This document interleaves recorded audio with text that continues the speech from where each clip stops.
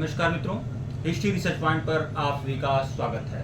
BPSC TRE 3.0 PGT का paper हुआ है, आप सभी लोग को पता है। मित्रों, जैसा कि बीपीएससी ने अपने नोटिफिकेशन में कहा था, जैसा कि उसने सिलेबस बनाया था और सिलेबस में ये बातें सब इंगित थी कि एनसीईआरटी से रिलेटेड ही प्रश्न आएंगे। पूरी अगर आप पीजीटी इतिहास का पेपर दे रहे हैं, हम पीजीटी इतिहास की बात इसलिए करेंगे क्योंकि हमारा चैनल हिस्ट्री रिसर्च पॉइंट है, यहाँ पर इतिहास की बातें ही होती हैं। इतिहास की तैयारी हमारे चैनल पर होती रही है, टीजीटी पीजीटी जूनियर की। ठीक है, तो हम बात करेंगे कि देखिए, जैसे कि नोटिफिकेशन में ये था, पूरी तरह से क्लियर था कि एनसीईआरटी और एससीईआरटी बेस ही सारे पाठ्यक्रम रहेंगे। एनसीईआरटी और एससीईआरटी बेस ही सारे प्रश्न रहेंगे और टीआरई 2.0 में वही हुआ। एक प्रश्न से, एक चैप्टर से टीआरई 2.0 में एक क्लास 11 का 12 का जो भी चैप्टर था, एक चैप्टर से 5, 7, 10 प्रश्न इस तरह से आए थे। मतलब जितना भी प्रश्न आया था टीआरई 2.0 में पीजीटी में, वो सारे के सारे प्रश्न सीधे एनसीईआरटी से आए थे और उसने एनसीईआरटी से देना भी चाहिए, कोई दिक्कत नहीं है। सिलेबस में था एनसीईआरटी और इसी बेस पर तैयारी हो रही थी।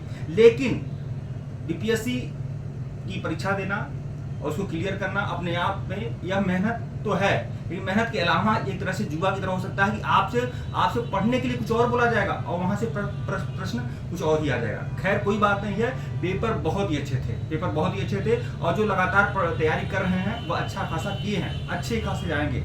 और देखिए, विगत वर्ष की भांति इस विगत वर्ष से अगर कंपेयर किया जाए, मतलब विगत परीक्षा से कंपेयर किया जाए, टीआरई 2.0 से कंपेयर किया जाए, तो इस बार कटाव बढ़ेगा ही बढ़ेगा, इसमें कोई नहीं है। अगर 71 बीपीएससी पीजीटी इतिहास का कटाव उस बार गया है तो हम बिल्कुल यकीनी तौर पे बोल रहे हैं 80 से नीचे कटाव नहीं जाने वाला है। 75 मिनिमम 75 स्कोर अगर आप कर रहे हैं तो आप बिल्कुल सुरक्षित है। हालांकि अभी नहीं करना चाहिए। देखिए, बहुत सारे ऐसे लोग हैं यूट्यूब के फील्ड में जो दुकान सजा कर बैठे हैं, परीक्षा होती नहीं है, परीक्षा होने के 1 घंटे 1.5 घंटे के अंदर ही सारे वीडियोज उनके आ जाते हैं, सब कुछ वो बता देते हैं अपने विश्लेषण में।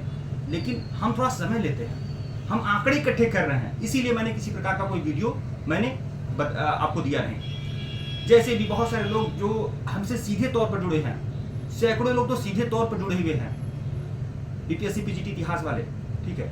तो वहां से जो आंकड़े मिलेंगे तो मैं बहुत जल्द, आज या कल में मैं अपडेट करके बताऊंगा कि कितना कटाव जा सकता है general, OBC, SC, ST, EWS, male और फीमेल का, और बहुत ही एकदम सत्य के करीब होगा आंकड़ा। लेकिन जान लीजिए, विगत वर्ष की भांति इस बार का जो पेपर है कठिन नहीं है, आसान है, लेकिन आपसे पढ़ने के लिए कुछ और कहा गया था और प्रश्न कुछ और ही आ गया।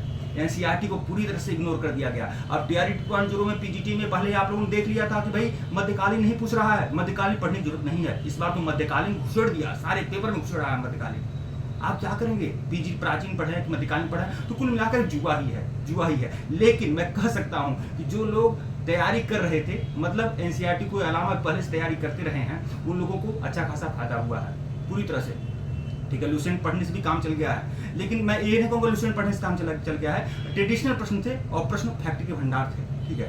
तो यह बात आप जान लें और देखिए कटाव क्या जाता है। मैं अभी आंकड़ा इकट्ठा कर रहा हूँ, जैसे भी होगा बताऊंगा। लेकिन हाँ, पेपर करने वाले बहुत सारे लोग अच्छे पेपर किए हैं और कटाव थोड़ा बढ़ेगा। हाँ, हालांकि केवल एनसीईआरटी पर जो लोग पूरी तरह से आश्रित थे, एनसीईआरटी को इग्नोर भी किया गया है। हालांकि एनसीईआरटी बेस्ड प्रश्न आए हैं, लेकिन एनसीईआरटी को इग्नोर किया गया, ठीक है। और बहुत जल्द टीआरई 4 के लिए मैं आप लोगों को बताऊंगा।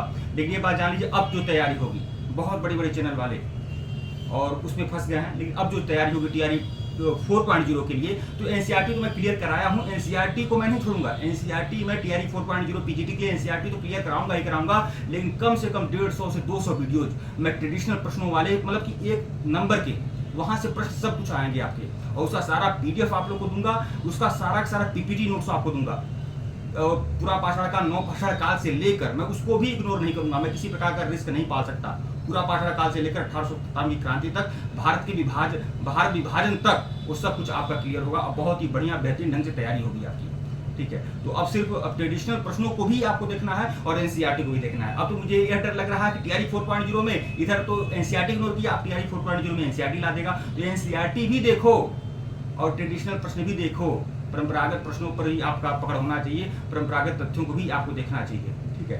तो बहुत ही अच्छे तरीके से हो जाएगा। अभी आंकड़ा इकट्ठा कर रहा हूँ, बहुत जल्द विश्लेषण करके बता दूंगा कि कटाव क्या जाने की संभावना है। ठीक है मित्रों, वीडियो को लाइक और चैनल को सब्सक्राइब करिएगा। टेलीग्राम को बिल्कुल ज्वाइन करिएगा। हिस्ट्री रिसर्च पॉइंट हमारा टेलीग्राम है, लिंक डिस्क्रिप्शन में है, बिल्कुल ज्वाइन करिए। और बीपीएससी टीआरई 4.0 के लिए बहुत जल्द आगाज होने वाला है और पूरी तरह से, और जो भी लोग इसमें अगर ज्वाइन करते हैं निश्चित ही उसमें फायदा पाएंगे।